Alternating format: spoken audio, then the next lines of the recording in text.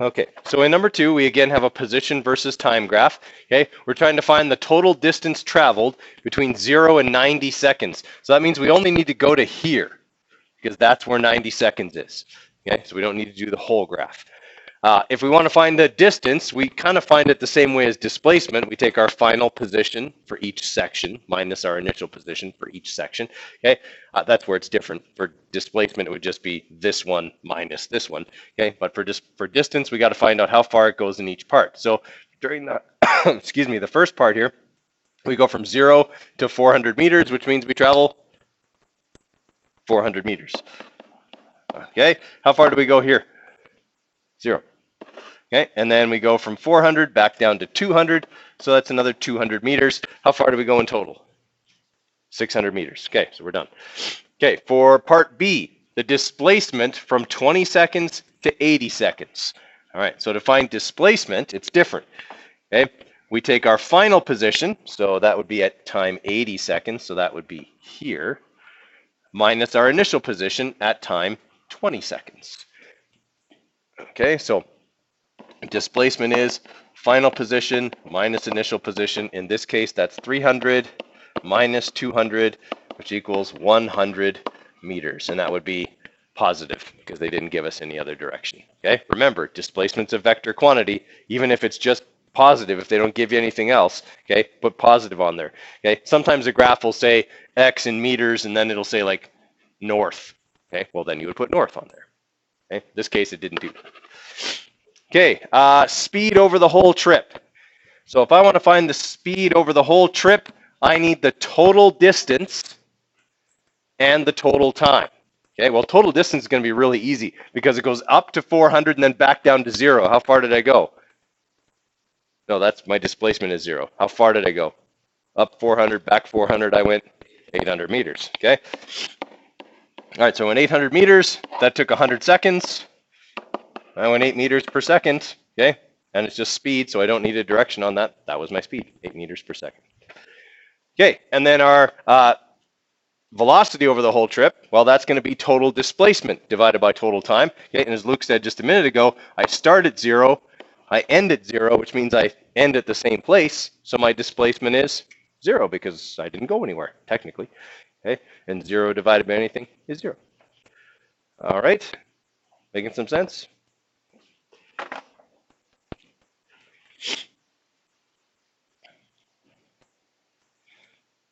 Okay, now when you get to number 4 is a velocity versus time graph. Okay, so things work differently on there.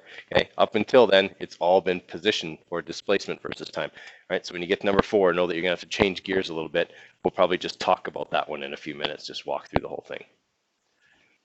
Okay, so number 4 is a velocity versus time graph. Okay, it shows different things. I can't just go, final position minus initial position on this graph because position isn't on this graph. Okay, I can't do it like I did on the other graph.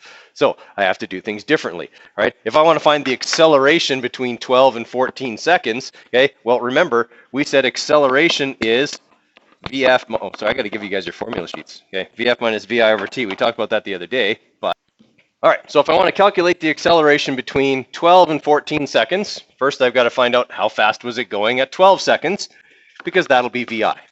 Okay, so VI is going to be positive 2 meters per second. At time 15 seconds, okay, we are right here, right, which would be at -4. All right, so VF is going to be -4 meters per second. Everyone follow how I got my initial and final velocities? Okay, remember, we can tell how fast and in what direction an object is going from this graph just by reading it off the graph, okay, because it's showing me the velocity versus time. Okay, so I've got those two things. And how many seconds is it between 12 and 14? Sorry, not 15 seconds, 14 seconds. 14 seconds is here. Okay, so -6. So how many seconds between 12 and 14 seconds? 2. Okay, so I'm going to take VF, which is -6 meters per second, and I'm going to subtract VI, which is positive 2 meters per second, and divide that by 2 seconds. Okay. And then that'll give me -8 divided by 2, which is -4 meters per second squared. Okay, I'm going to get to that in just a second here. The reason the units are meters per second squared is because I divided meters per second by seconds. Okay, I had meters per second on the top, and I divided by time, which was in seconds. Meters per second divided by seconds makes meters per second, which we abbreviate like this. Okay, instead of saying meters per second, we say meters per second squared. Okay, because there's 2 seconds in there. All right, so that's how I do the first part. Okay, and you can use that to calculate acceleration always on a velocity versus time graph. Okay, the tricky part here is the total displacement over the whole trip. Okay, when we first talked about these, you recall I had the graph and it had that straight line across it, right? And I said we could calculate the displacement by multiplying the base times the height and getting the area underneath, because that was the same as multiplying the average velocity by the time. Okay, well, the same is true for anything. I can find the shapes on this graph, and that will be average velocity times time. Because remember, I also drew on there a triangle, and I said, okay, how would I find the displacement during this part? And we said, well, it's average velocity times time. Time is still the base. Average velocity would be the height divided by 2, which is base times height over 2. Okay, because this thing is accelerating here, so its average velocity is halfway between this number and this number, which would be halfway up. All right, so what that involves us doing is drawing a bunch of shapes on the graph. Okay, so what's my displacement here? Nothing. I traveled at 0 meters per second. In other words, it didn't go anywhere. Okay, for this first part. Then I accelerated from 0 meters per second to -3 meters per second, okay, over 3 seconds. Okay, so essentially here I'm just going to start making a bunch of triangles. Okay, so I've got this triangle here, that triangle there, always making right angle triangles. Okay, I've got a triangle here, a triangle there, this rectangle in between them. Okay, I'm going to make a big triangle here. Okay, I'm going to make a rectangle here, triangle there, and a triangle there. Okay, now I've got all the shapes. I can calculate the areas of them. That'll be the same as taking average velocity times time, and I will have the total displacement over the whole trip. Okay, this is how we do it. Is there a fair amount of a fair amount of simple math here? Okay, all right, so for this first part here, I've got a base of 3 seconds and a height of -3, and it's a triangle, so -3 times 3 is 9, -9, divided by 2 is -4.5. Okay, then I've got this triangle here that's 1 second on the base and -3 meters per second high, so -3 times 1 is -3, divided by 2, this is 1.5. I have this triangle here that's 1 second on the base and 2 meters per second high. So 1 times 2 is 2, divided by 2 is 1. Okay, then I have this rectangle that is 1, 2, 3, 4, 5 seconds long and 2 meters per second high. 2 times 5 is 10 meters. I have this little triangle here that's only a half a second on the base, okay, but it's 2 high. So 0.5 times 2 is 1, divided by 2 is 1/2. Okay, then I've got this big triangle here that's 1.5 seconds on the base, and it is -6 high. So -6 times 1.5 is -9, divided by 2 is -4.5. This triangle here is 4 high because it goes from -2 to -6, and it's 2 seconds long. So -4 times 2 is 8, divided by 2 is 4. I have this rectangle here that's 1, 2, 3, 4 on the base, and it's -2 high, so this will be -8. Okay, and then I've got this small triangle here that's -2 high and 1 second long, so -2 times 1 is -2, divided by 2 is -1. All right, so that's all the math there is. Now what do I have to do? Well, it isn't all the math. Now what do I have to do with all those numbers? Add them up, including the negatives. Okay, include the negatives, because for part of this trip, I was going backwards. Anything below the x-axis was when I was moving backwards, right? My velocity was negative anytime I was below here. I was only moving in a forward direction for this part. Okay, everybody follow me there? It's going to take a little bit of practice. That's why I said velocity versus time graphs are trickier. Okay, all right, so I'm going to take all these numbers and add them together. So on my calculator, that's going to be negative 4.5 plus negative 1.5 plus 1 plus 10 plus 0.5 plus negative 4.5 plus negative 4 plus negative 8 plus negative 1.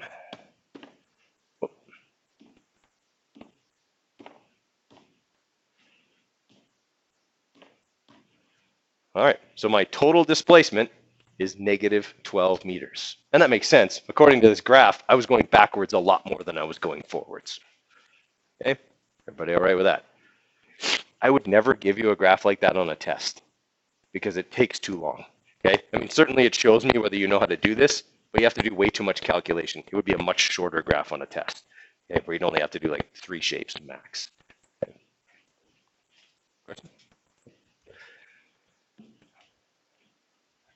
All right, I'll let you guys try the rest of them, okay? Nothing really changes here. Average velocity over the whole trip is still total displacement, which we just calculated, divided by total time, okay? And average speed is total distance over total time. So if I want to calculate the total distance, can I still use all these numbers? I just make them all positive.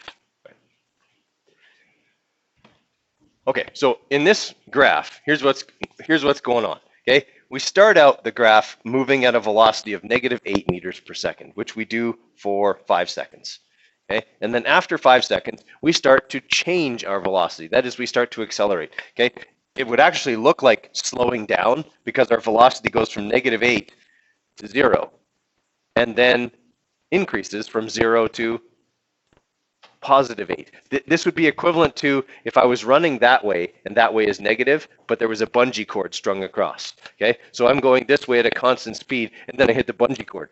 I'm like suddenly slowing down till I stop, and the bungee cord shoots me back the other way.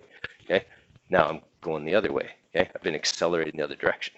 Everyone kind of follow me on that? Okay, essentially this whole thing is that I got shot straight back to where I started.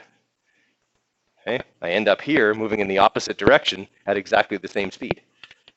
Right, so if I'm going to find out my total displacement over the whole trip, well, did I do exactly the same thing in the negative section as I did in the positive section? Then what's my displacement? 0. Okay, I mean, I could calculate the areas. I could find this triangle and this rectangle, and this triangle and this rectangle, but they're going to be exactly the same. Okay, there's no point to it. Okay, I can just see by drawing them they'll be exactly the same, and I can just say 0. All right. What's the average acceleration over the whole trip? All right. Well, acceleration is VF minus VI over t, correct? Okay. My initial velocity is negative 8. My final velocity is positive 8. Okay. Divided by time. Okay. So I'm going to have negative 8 minus 8 is negative 16, right? Sorry, I've got that backwards. Sorry, it should be 8 minus negative 8. 8 minus negative 8. Okay. And that's going to be over 20 seconds. Okay, so we'll have 16 divided by 20, which would be points. Is it 20 seconds? Average acceleration, not over the whole trip. I'm not reading this right. I got to read more carefully. Okay, average acceleration between 5 and 10 seconds, so just between here. Okay. All right, so acceleration then would be still 8 minus negative 8, but it only is over 10 seconds. So that'd be 1.6 meters per second squared, and it's positive. Okay, and then average speed over the whole trip. Okay, well, here I do have to find out how far did I go in each section. All right, so here I went negative 8 meters per second for 5 seconds. So I go 40 meters here. Okay, and then in this part, I go essentially half of that, right? I go 5 meters, or 5 seconds, sorry, and multiply that by the height over 2. So 5 times 4 is negative 20. Since these are the same, this is 20 and 40. Okay, how far did I go over the whole trip? 60 plus 60 is 120. Okay, my total distance 120. That took 20 seconds. Okay, so this is v equals d over t. That's 6 meters per second. It's my average speed over the whole trip. Okay. Sometimes we can save ourselves work. That's what I did. I saved myself work a bunch of times on that graph by simply recognizing things were doubled up. Okay, so I didn't have to calculate them twice. Right? Always want to look for opportunities like that. Okay, since I recognized that both this part and this part were the same, I could save myself a lot of work. Okay. Questions on 5?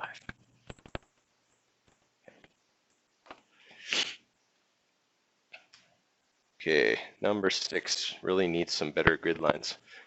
Maybe let's go straight to 7. It's got grid lines on it, it's a little easier. Okay, so try number 7 there. Same idea, still a velocity versus time graph. Okay, we want to do the same things we were doing on the other ones. Okay, the area underneath the line is going to represent displacement. Okay, you can use A equals VF minus VI over T to calculate acceleration. All right, so again, it's a velocity versus time graph, so it's telling us how fast and in what direction the object is going at various points in time. So during the first second, okay, right here, we're changing our velocity from 0 to 1 meter per second. So we're accelerating here. And then here, we're traveling at a constant velocity of 1 meter per second. And then we're accelerating from 1 meter per second to 3 meters per second. And then we're traveling at a constant speed of 3 meters per second. And then we decelerate from 3 meters per second back to 0. In other words, we come to a stop. Okay, so that's what the graph is showing us is happening. Okay. So we want to calculate the acceleration between 7 and 9 seconds. So that means starting right here at time 7 seconds and ending here at time 9 seconds. Right? Acceleration can always be calculated with this formula. Okay, I know that my final velocity is 0. Okay, at time 9 seconds, I have a velocity of 0. Okay, velocity's on the y-axis. Everyone follow me there? Okay, so VF is 0. Okay, minus VI. Well, here's where we start, times 7 seconds. I was going 3 meters per second there, so 0 minus 3. Okay, and it's between 7 and 9 seconds, so the time is 2 seconds.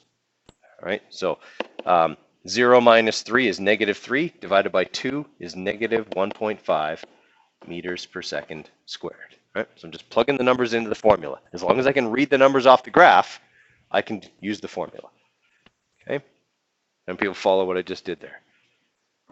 Okay, so as long as I can recognize, okay, I went from a velocity of 3 to a velocity of 0 in that time interval, then I can fill in the formula. Okay, B, the total displacement between 0 and 7 seconds. All right, so that means starting here, going to here. All right, we calculate the displacement for each section by taking average velocity times time, which is the same as calculating the area under the line. Okay, so I would have a triangle here. I would have this nice big long rectangle right here. I would have a triangle here, and then this leftover rectangle. I would have to calculate all of those areas. Okay. All right, so this triangle here has a base of 1 and a height of 1. So 1 times 1 is 1, divided by 2, 0.5. This rectangle here goes from time 1 to time 7. So it's 6 seconds long and 1 high. So this is 6 meters, 6 times 1. This triangle here is 2 seconds long and goes has a height of 2. So 2 times 2 is 4, divided by 2 is 2 meters. And this rectangle here is 3 seconds long on the base, and it's 2 meters per second high. Okay, so 3 times 2 is 6 meters. And then this we don't have to do because that was not included. We only had to go to 7 seconds. All right, now that I've got those numbers, 12, 14 and a half. Okay, 14 and a half meters. Positive because all of it is above the x-axis. Okay, everybody all right with that? Okay. Because it only wanted to know to 7 seconds, which is just to here. Right? All right, and then the average speed over the whole trip. Now I got to do the other triangle, right? Because now they want the whole trip, so that's not so bad. Okay, this triangle's 3 high by 2 long, so 3 times 2 is 6, divided by 2 is 3. Now I can add all those numbers together. I'll have my total distance, divide by 9 seconds. That's my total time, and then I've got the average speed. Okay, so in the end, all we're ever really doing is using this formula and this formula, okay, which we do just fine when we get a word problem. Okay, this is just, instead of giving us the word problem, it gives us a graph to get the information instead. Okay, this is no different than me saying, you know, a bus travels this far in this many seconds, and then it does this in this many seconds, calculate the average velocity. It's just telling you the same information with a graph, and being able to read the graph is important. Okay. All right, and then for the acceleration one, okay, between 2 and 4 seconds. So we accelerate from 1 to 3, okay, seconds. So 3 minus 1 divided by 2 seconds. Okay, it's 2 over 2, so it's 1. Okay, questions on 7? All right, so today's quiz only had position versus time graphs on it, but you can bet that Tuesday's quiz will have velocity versus time graphs on it. Okay, so it's something we're going to work on probably a little bit tomorrow as well. Okay, and I'll review some more of the stuff on velocity versus time graphs then. Okay, you guys did a pretty good job of working. I know this stuff can be kind of tricky and hard, so okay, we're going to spend some time on it, make sure we all get it. Okay, if you borrowed a calculator of mine, I'd sure like it back.